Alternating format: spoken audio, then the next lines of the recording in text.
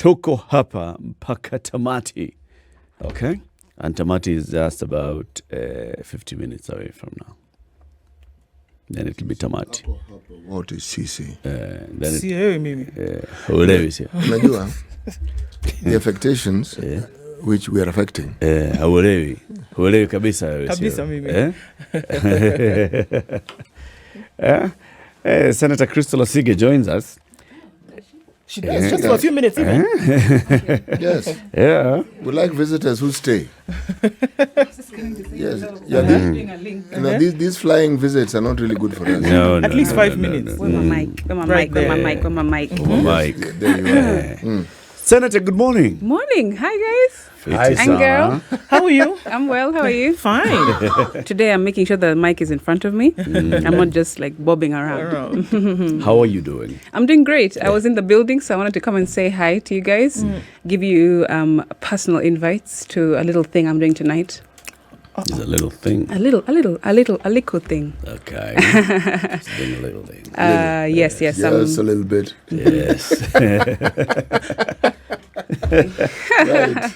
All right. Yes. It's good to see you, Senator. Asante, thank you. Yes, I didn't mean to crash the party. My bad. No, You're not bad. not crashing You the party. are not crashing Now that the you're party. here, Yes. how about CT gives you the proverb, but then you can give us your interpretation of this Okay, proverb.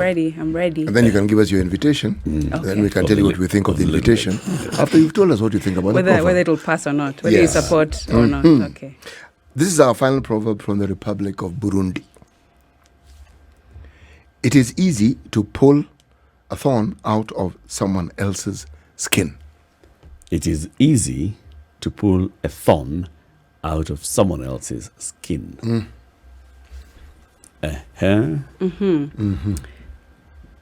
It is easy. Oh, it depends. What is the thorn? Is the thorn a negative or a positive? If it's a negative thing, then I would interpret it as being, it's easy to judge other people, to see something negative or a pain point in someone else before yourself. But if it's a positive thing, the thorn, then I interpret it as it's easy as a person who is looking outside, looking in, to see when someone is going wrong and to be like, hey, I want to help you with XYZ advice. That's what I think. Good thinking. Two sides, same coin. Same coin. I'm an inclusive or tail. person, so I like thinking on all sides. I'm all about inclusion and diversity and equity. You know how people like saying that a coin has two sides? It doesn't. Just three. Where's the other one? Just think. Think of a coin, The circular part. head, tail, and then what you can place it on. The edge. That's the third side. Oh, okay. Is it a side though? Is an edge a side? Yes, it is.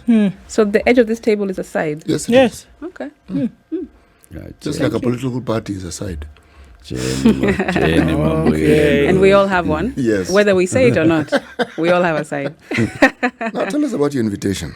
I came to drop an invitation to you guys. It's music that I'm launching today. I'm launching some new music. I've been busy in Senate and now I've been busy in studio, and I want to show what I have been cooking up. So Orchid Lounge this evening, I'll be performing the new music. Love to hear it. The album is called Blinding Allure, and it has 6 tracks on it. It is going live on my YouTube channel today at 10 a.m. so people can watch if they feel like listening to a senator singing. And then after work, baada ya kazi, you can come over to Orchid Lounge on Ngong Road to party with me and listen to it live. Blind Allure. Blinding Allure. Blinding Allure. Yeah. What was the inspiration for that title of the album? The title, allure, just means to me something that's powerful, something that's captivating, something that's mysterious, and you want more of it. You are drawn to it in one way or the other. And I think that when something is a blinding allure, to me, it's like it's so clearly in front of you that the allure blinds you. So it's just a play on that, and because I feel like I've not been able to show all sides of myself. In the last 1 year, I've been sort of putting my head down in Senate, and people have been wondering, where's the music gone? Yeah. What happened? And I'm like, don't worry. So now in my 1 year anniversary, because I was sworn in a year ago in October last year. So my 1 year anniversary, I want to give the people who knew me before Senate a bit of what I always have been giving them. So Safi Absolutely. sana. I love to hear it. Invitation Accepted. Good. I hope to see you all there. Okay. Yes. Asante sana. Bring your dancing shoes. Asante. Asante sana. Thank you so much. So we're having a conversation, and you can opt to sit in for this, or you can Okay. opt to go and start preparing for tonight. Ndu, I'll opt in. Yes. where is the 54 billion shillings? It's a question that I've been Does asking. Parliament know? Does Parliament know that there's 54 billion shillings that was supposed to go somewhere and it actually didn't go there? I think that's the question. For weeks now, we've been asking certain questions in terms of the hole that we feel when it comes to education in this country. I've said from the get-go that there's a crisis as far as education in this country is concerned, in terms of what has been happening. And then today, and again, I'm going to laud the Standard for bringing out this story with the details in which it has today, that we've been asking questions about why is there late disbursement of capitation money, and why is this something that has got to be the case term to term? Why do we finish a year with arrears having not been sent? What is the thinking of the Ministry of Education and the Treasury when the full amount for education has not been sent to schools? What is the thinking? What is the rationale in terms of how they expect then the process of education to be completed for an academic year if the capitation, which is vital to the operationalization of education, and it has not happened? What is the thinking that would make you say, yes, we finished a year and we finished it well, pat on the back, if the very blood, the life of this thing has not been delivered? So the questions have been, this year, probably more than ever before, we've heard school heads say it's too much. Suppliers have said we are not supplying schools anymore, and we're talking about secondary schools. Let's not even talk about what's going on in primary schools, okay? Public secondary schools. Suppliers have said, well, you guys have figured out on your own. You don't give us the money that we need to provide food for you or to do etc. Forget it. It's not going to happen. Let's look at what happened at the beginning of the year when we had the first cohort of grade 7 students.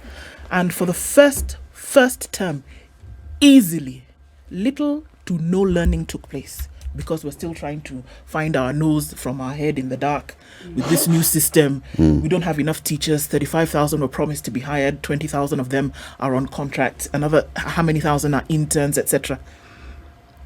Didn't find that. Books now started trickling into schools towards the end of first term, maybe more than in the second term. And these are not sensationalist things. These are things that actually happened. Capitation then came out in second term. But remember, the capitation then that came out in first term was to complete the capitation that did not come out in third term of 2022. So what are you dealing with? You're dealing with a backlog, you're dealing with arrears, you're dealing with a new cohort of students who've never been in this system before. And for me, that's when I started to say, you know what? We're hurtling down this slippery slope and there's nothing to stop the damage. So we've been saying, what's happening? The academic year has ended, and it usually ends in the culmination here where we are. KCPE, KPSEA exams took place, ended on Wednesday, and KCSE begins today.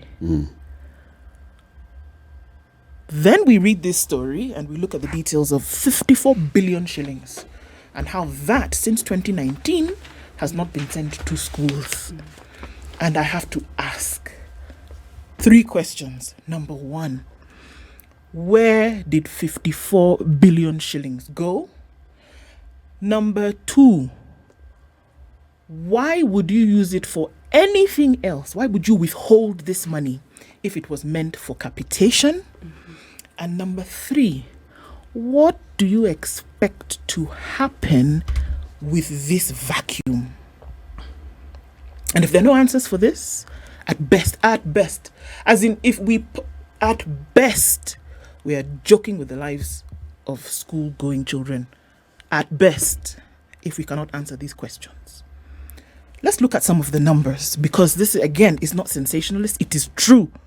2019 academic year, a pending balance from 4 years ago per student in secondary school, 1,127 shillings, giving you a total global number of 3,167,804,931. That's 2019. The child who was in Form 1 is finishing now. Is writing KCSE starting today for the child that you did not give that money, which you're guaranteed to give them because of capitation. 2020 to 2021, 5,000 shillings per child capitation was not given, giving you a global number of 16,982,119,448. 2021 to 2022, per child, 4,453 shillings and 80 cents, giving you a global number of 15,968,967,196. This current year, now, today, as we are, reminding you that the academic year is over. The Ministry of Education said that they released money. What they have not told you is that the money they released did not go to this year. It went to previous years in the arrears that were owed. And that money is 4,908 shillings. And the global number is 18,101,294,280 shillings. Now, when you put those years together, of all the money that has not been then sent out for capitation, you have 54,220,185,855. What does that tell you? That two things could have happened. The money got lost. Or as CT says, money doesn't get lost. People use it. People take it. Right? Or that the money which was budgeted for education then was not allocated to the Ministry of Education to then allow this capitation take place. And that is the sorry state of affairs that we are in. Kenya school heads have said, come January, we will raise school fees, because it has become very clear to us that the system of doing things means that we will always be in a state of delay. We cannot pay suppliers. We cannot guarantee the proper process of education for these children. So the only way we can do it is go back to the parents and say, give us more money in order to raise school fees, because the government is not giving us the money. It's not funding us. It's a multiplicity of issues here. Number one, there's how much budgetary allocation is the Ministry of Education receiving for capitation. The Education CS was in Parliament earlier this week, and he said, the government approved a capitation of 22,240 shillings per learner. Okay? That was fixed. This is the amount per learner. And then the budget has remained that way and the same, despite them seeing an increase in the number of learners in schools. Now, this ends up with them not being able to fund the full 22,244, but they end up sending 17,458. That's what is released from the Treasury for lack of funds. So 17K out of 22K. Okay? Now, when the money then goes to schools, the Ministry of Education, when it's releasing the money that is received from the Treasury, it retains some money for health medical cover, for curricular activities, for textbooks. So the money that ends up into school is about 15,479. When it gets there, the 15,479, the school head takes 5,000 for infrastructure development. So the capitation then per child goes down to 10,000. So the school heads have basically submitted a petition to Parliament, and they're saying, we have an issue. We're having a crisis. And this has been cumulatively going on for the last 5 years. What's the solution? Why would this be going on and happening like this? Senator, are you aware? Right. I cannot speak on behalf of all of Parliament. I do know that the CS was visited to answer questions. And I think that you said it correct. There is a multiplicity of issues here. And what it takes me to beyond the numbers, because the numbers are, sometimes we can't really understand or wrap our heads around these numbers. 54 billion is a lot of money. Over 4 years, since 2019. When I break it down in my mind, I then think there are other big issues that are connected, because everything is interconnected.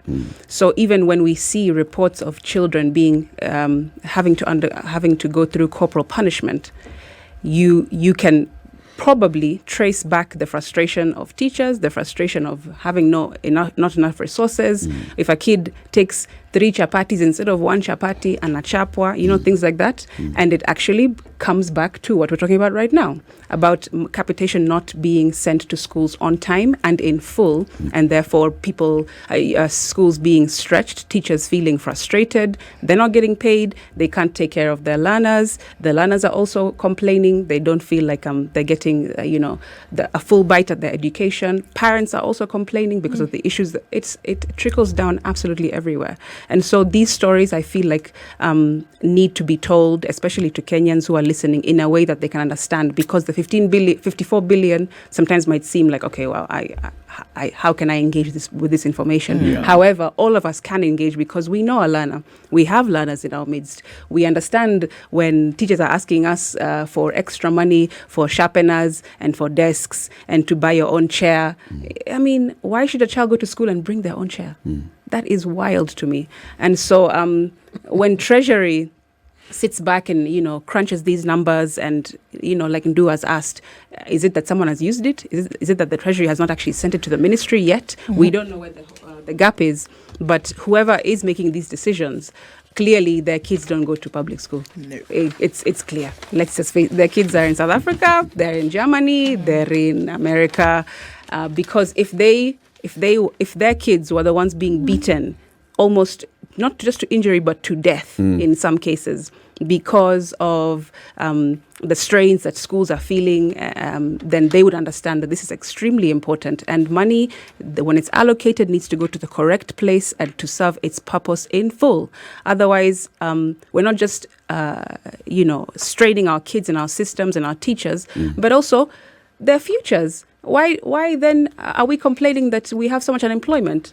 Maybe because kids are dropping out, because families can't take their kids through school, or they feel like they've not got a full education. And then they're out here looking for jobs, crying, and then people are complaining that, these kids, they're becoming thieves, they're becoming rampant in, sexual activities, they're doing this, they're doing that. Well, bro, it's because you're not doing your part either, right? So that's sort of where I've gone with it. What really pains is to look at what exactly are we talking about. When we say that money for education has not been disbursed on time and in the correct amounts, what are we necessarily saying? Like you said, Senator, here it's secondary schools. A majority of our secondary schools are day secondary schools. A majority of our secondary schools are sub-county secondary schools. County and sub-county secondary schools. So these are just those local schools in villages, right? Now, we already know from other research and studies that have been conducted what actually happens in our day secondary schools. Our day secondary schools, number one, have the least number of TSC teachers deployed per school.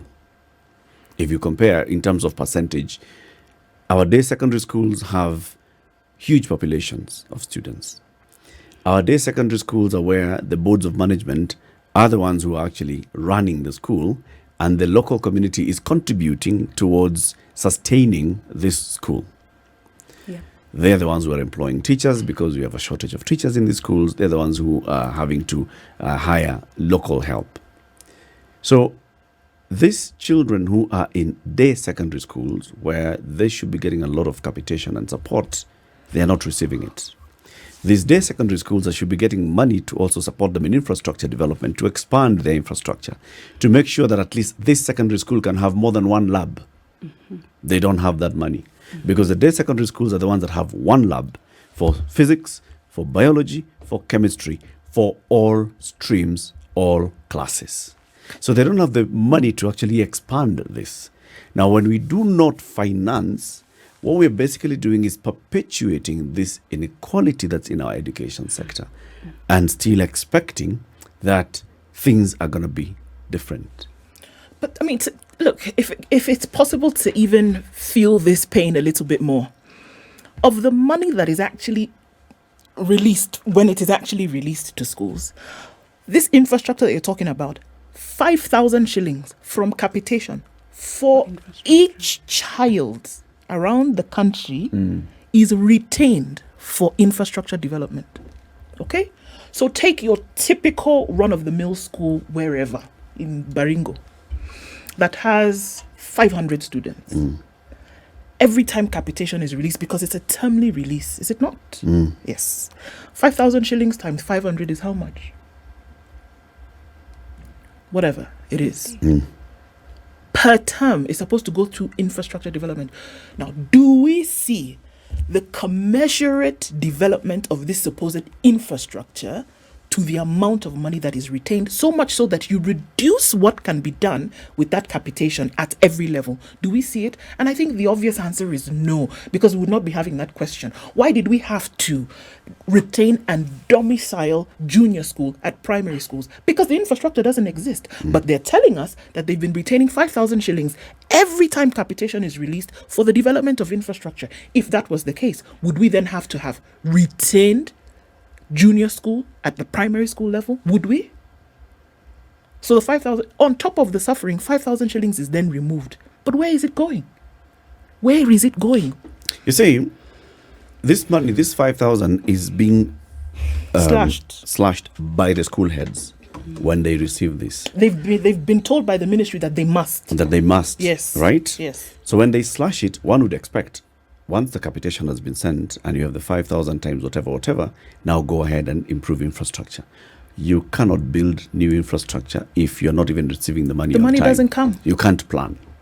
And So you'll also- find that the money that comes is just doing the simple things. Blackboard imevunjika, repair blackboard. You're doing the simple things. Hii dirisha ilifanya nini, repair the dirisha. Those are the things that they're just doing. It's maintenance. CT has been the chair of a board of management. When this infrastructure money comes and at the board, what would you use it for? Usually we have a problem or we have a plan. There's something we need. Yes. And we know we need it. Whether it's repairs or whether it's a lab that was incomplete, we know. We're ahead of time. And the requisite body, like the ministry, knows that these are things we want to do, because you don't just wake up in the morning and decide that we have this money, we are going to do this with it. There has to be something that it was earmarked for. Yeah. Then we go through just the normal process of deciding who it is that you're going to, whose service you're going to engage in order to complete the project. Now, in many cases, you will find that projects that have been earmarked by schools are delayed because of this process. This same thing we're discussing here. You have a plan, the money doesn't come when it should. And then when it comes, it usually comes with a myriad of other things that require your attention. Yep. So now you have to juggle and decide where. Now, what helps many schools is that if you have a good member of parliament, CDF comes in. And sometimes with CDF, you're able to plug in some holes. Yes. But you are always playing a rearguard role in trying to catch up with whatever it is that you are supposed to have done in the first place. And I can also see another problem that the school heads would have. Once the money arrives and it's arriving in arrears, 6 months, 8 months arrears, you have already incurred very many expenses with just the basics. This is feeding the children and all. So inevitably, you'll have to use some of these 5,000 shillings that you are earmarking to wait for it in your Mujanga classroom to basically feed the children. Because you have debts and there's no more money coming. So if the money that came, you were left with some 1 million shillings that you had set aside if infrastructure, and you haven't received any more money, and you're at the beginning of the term, you'll use that money. So it's a vicious cycle that basically we seem not to be just, ni 54B itapatikana. Machogu went to parliament and said, you know what, now where we are so far, we have caught up. We have finished our arrears. We are doing well. Are they? And then what then happens is when, like Siti has said, you need to work on things that have been pending for a long time. Money goes there. And then school heads and boards need to start getting creative with the money that has now turned up after X amount of time that you've been waiting for it. You get creative. And that means that you're not really focusing on building new or improving anything, but you're just focusing on fixing what is broken, maintaining this and the other. So schools, in my mind, and from what I've also been engaging lots of, especially special needs schools, Yep. teachers, they say then they have to get creative in where they get their money from. Where does that money come from? Donors, which means CSO community, which means NGOs, which means not just the ones who are local, outside, foreign aid. And then for me, it then becomes or it equals us continuing to need help from outside, even though we have the money. We have been allocated the money. The money has been earmarked for XYZ reasons, 54 billion. But because it's not being used correctly, we have to then be creative and look outside, which means that we will never be able to stand as an independent nation for real, because we're always having to look left and right for extra help. And then we find these issues of, we have influence, these countries have influence over us. It's because they're feeding us. Literally, they're feeding us. Yeah. And they know that we'll never be able to clean up our act. And they will continue to feed us, and they will continue then calling the shots. Okay, we're giving you X amount of money from this bank, from this organization, from this country. Do this with it. And plus, when we give this money, we want you to make sure that you allow XYZ to happen. Make sure that you sign 1, 2, 3. I mean, the issue just will never end unless we get our act together internally, clean up house internally, and take money where it's supposed to go and on time. Let's take a break. 27 minutes to 10. We are ranting this morning. It's a rant and rave session. Where is 54 billion shillings that's meant to go for secondary school capitation? That's a headline, the big headline in the Standard this morning. Where is this 54 billion shillings funding for schools? New revelations are showing that secondary schools have not received the amount of money over the last 5 years, with the Treasury retaining 5,000 out of every 22,000 per child, and then the Education Ministry retaining close to 2,000 again per child. I mean, and still the money is never released on time. This has had an impact on the quality of education that our children are receiving. We want to hear from you. 0719-012-600. Senator Crystal Asige is in the studio with us. She came in, she was passing by. Naenda hivi nakam. Aha. Akaenda hivi. And you guys put a mic in front of me. And then so after this break, let's hear from you. Spice. Crystal Asige is still in the studio with us. She became our impromptu guest, and we thank her for staying. 0719-012-600. We are ranting and raving this morning about our education system and our education sector. Funding for education is a big issue. Let's just begin with the admission by the Cabinet Secretary for Education, who says we actually don't get allocated enough money to support our children in capitation. Now, this is a Cabinet Secretary who is speaking in November, just a couple of months after the budget was passed in Parliament, and after his ministry got the lion's share, lion plus tiger share of the budget in the 3.6 trillion shilling budget that was passed. Then he comes and says, by the way, it wasn't enough. He is the one who presented that budget to the National Treasury. He went and defended that budget before the Committee on Education, and he got the allocation that he got. Then now, later he says, watoto hawezi soma bwana. Hii pesa haitoshi. At the risk of sounding rude, how did they get this guy to be the CS for education? You're sounding rude. You took the risk, didn't you? No, I mean, I'm asking this question because when you have somebody who's a CS for education and they're sounding helpless, okay, what are the rest of us supposed to do? He is the minister. Yeah. Okay, and that is what he is saying. So the rest of us, if we take that cue, what are we supposed to do? Get into a depression, feel despondent, feel neglected, feel betrayed? What on earth are we supposed to do? Give up. Is there any hope in that message? Is there any signaling that, folks, is there? There are questions in African settings. It is understood that there's certain things you shouldn't say about leadership because then it is considered again rude. But what do you say when something is staring at you in the face? Do you look at it and say it and call it for what it is, or do you pretend it isn't what you're seeing? Nikisema wewe ni kumbafu, nitakuwa nimekutukana. You see how does the Ministry of Education, which the minister present itself, because the things he says represents the entire ministry and everything that falls under that ministry. when you yourself sound as though you have no way forward. Surely. Huh? What actually I don't get, Senator, is even in the first supplementary budget of this financial year, the Ministry of Education is getting the highest allocation in a supplementary budget. We are taking money from other projects that were earmarked for development in this year and taking them back into education. It sounds like we are being caught flat-footed, like, oh my God, you guys gave birth to more children. Jesus. Now we have the last to time I was educate telling is that you, only 1 million of you are getting into school. Now you're telling me it's a like, oh my- 1.4. Surely. It's like we did not know. By the time we were doing the budget for this financial year, we didn't know how much we needed for education. And that's why we have to go and get money from something else to come and fund education. It's not an emergency.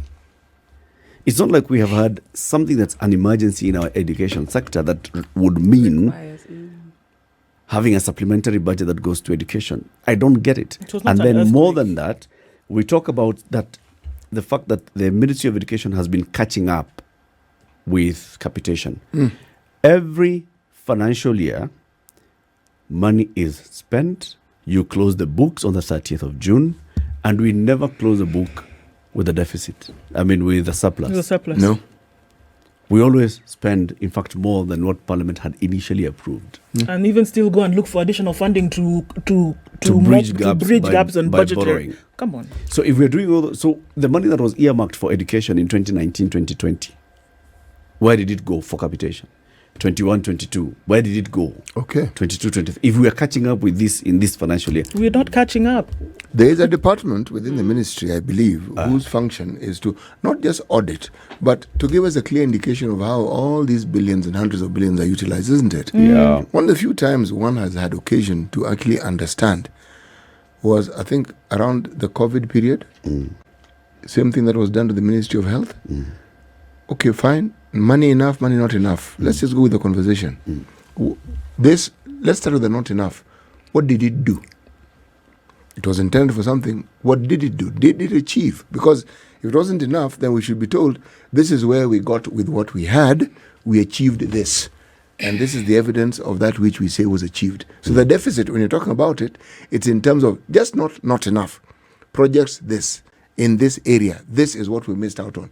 But the question you asked, Eric, is still relevant. When you budgeted, you had figured it would be enough for those. That's what a budget is it Yes. not? That you have certain things and you Yes. say, this is what we are going to spend. Yes. This is the forecast. That to have 15 children, to feed them, to give them books, to have this, how much it costs. That's what a budget is.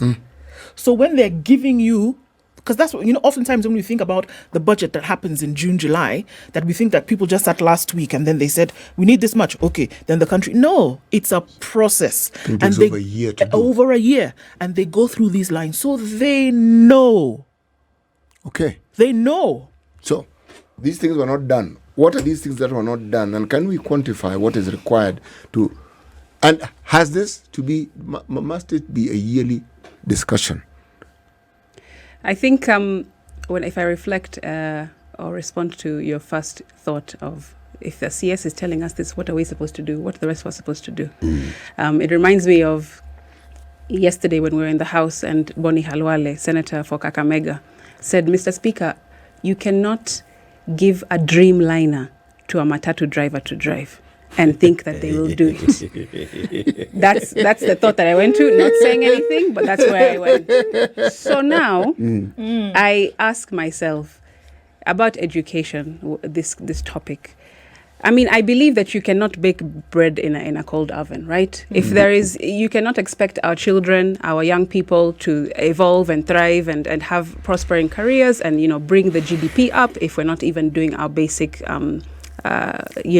education correctly. Yeah. And I also, I just don't know. I wonder how it is that myself, I've sat in committee meetings with the CS himself, and he's actually categorically told me, I remember I put a statement to him, and I asked him, what's happening in special needs schools? Why are they not getting paid? Why are teachers complaining for the last 6 months? Same conversation we're having right now. That was maybe earlier in the year, the first quarter is when the CS came to answer my questions. And he told me in that meeting that the way that they're helping children with disabilities across the country in education, with their infrastructure, with accessibility, part of the remedy that they're looking into is by buying more cars. So they're putting away almost 10 million shillings per area to buy new cars, so that these cars can go around looking and making sure that young people with disabilities are taken care of in their schools. And then I asked the CS. So the cars for inspection. Right. That's the support. That's the support that he was saying, that is part of the new innovative strategy. Yes, It's moving strategy. forward. Correct. So we sat there, and I asked the chair of the committee, of the education committee, Amanda Go. But chair, this doesn't make sense at all. I feel like maybe the CS has not really heard what he has said. Perhaps he's being advised incorrectly by his team. I mean, he has a whole team, like you said, behind him. The PS, DGs, etc., technical people. And I wonder if it's actually the team, because usually it's the team behind that does the legwork, right? And the CS is the one who signs off, makes the high-level decisions. So I'm also wondering, what is the caliber of the team that is advising him? Same with any leader who will be asking questions the about. ones that's asking the questions. You said the chair is Mandago. Yes, for education committee. The same No. Mandago. Is there another Mandago? Pause. I'm just asking. Watch a it. question. The question was asked by Senator Asige. Nani? I'm just asking to be sure who we are talking Yes, about. same, No, same. That's all I've asked. Okay, let me actually withdraw. Mandago is chair for health. For health committee. Pardon Okay. me. Thank you. Education is new too. My Thank- bad. Yes, thank it was, you. it was Senator Because I Newton. would have gone, the show The- would have ended at 11. You have things to say? You yes. want to rant and rave? No, not rant and rave. They're just questions that need answering. She has a heavy heart. So you asked this question and you sought clarification. Yes. You even attempted to repeat the question, Correct. just in case you didn't get me right the first time. Perhaps. So what was his response the second The time? second time. The second time is he said that he's heard my concerns about the allocation of money towards buying cars, the millions to buy cars, and that he will go back with his team and they will re-look into it and consider my submission. That was the end, Elisha Tuivia. Senator, what are the main concerns for the special education schools? Well, apart from what we're talking about right now, teachers not being paid. Right now, there is a petition that's come to my office from a group of special needs teachers from the coast who are complaining about exactly the same thing. And special needs kids. I like to call them learners with disabilities. We've had this conversation the last time I was here. Yes. Special needs is not a thing that I enjoy saying. So, learners with disabilities, of course, they need more support.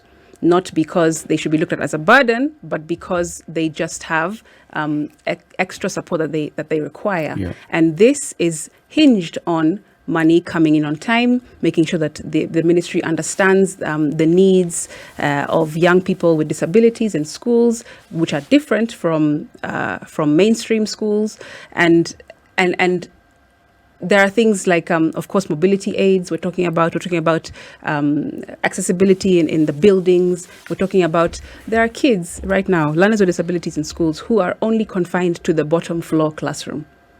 Yeah. They sit there for geography, they Yeah. sit there for maths, they sit there for English, they sit there for Kiswahili. They eat lunch in there because they cannot go into the garden, into the playground. That's not accessible to them. They sit and eat lunch in there. And then you wonder why learners with disabilities are not thriving, are not doing well.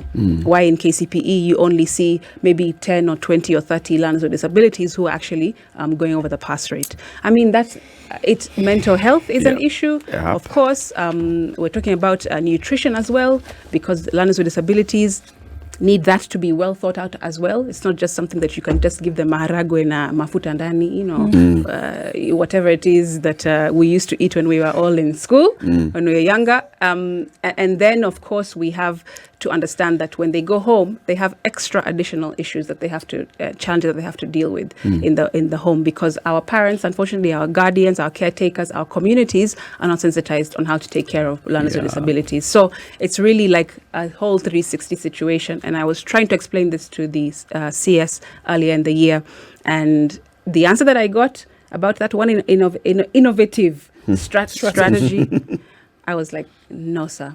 I don't think the answer lies there. Let's go to the phone line, 0719-012-600. Kerry in Kileleshwa is on the line. Good morning. Good morning, everyone.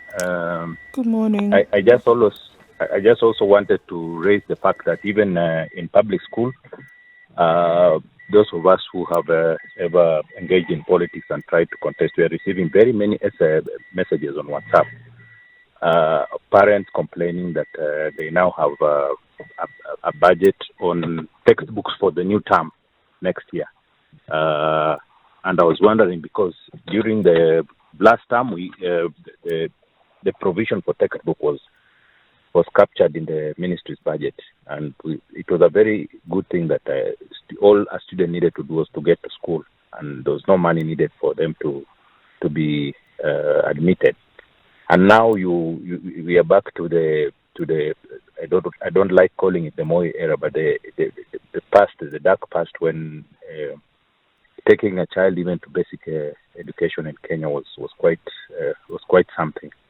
So apart from the 56 or so billions that has not for capitation that has not gone to school, I don't know if the Minister of Education has made it upon himself to visit some of these schools. There are schools where one teacher is handling a class of over 80 or 100 students, and just that is enough for you to wonder what type of quality education are we giving to the future generations. So sometimes I get really discouraged, but without saying much, let me yield time for others to also contribute. Thank you. Thank you very much, Kerry. Thank you for that. 0719-012-600. Let's hear from you. I mean, because school heads have not received money, have not received textbooks, now they're telling you, parent, listen, you want me to teach your child? You give me the textbook. Buy it and bring. You know, this same parent is a taxpayer. This same parent is the person who has made it possible for the Ministry of Education to have that hefty budget. So they've actually done their bit. Now then you want to go back to them again and tell them that the bit that you did is insufficient, and yet it's supposed to have been adequate. You know why? Because the money that was intended for that purpose was already allocated and was deemed to be sufficient. Yeah. So it's now being deemed to be insufficient. How? Very many questions here. Let's hear from Gaur. Gaur, good morning. Good morning, ladies and gentlemen in the studio. How are you doing? Good Very morning. well. Thank you. Now, either by coincidence or something, you are slipping into the real core of the problem facing Africa.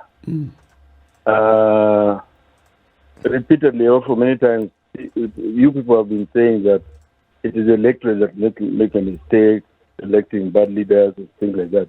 I mean, those are called fumbles about the problem. The problem facing Africa is education. That is the reason why the budget can be read there, and then when it comes to application of what has been read, it is not applied that way. That's the reason why funds can be, all policies can be made, and then finally the application must fail. Education is the challenge.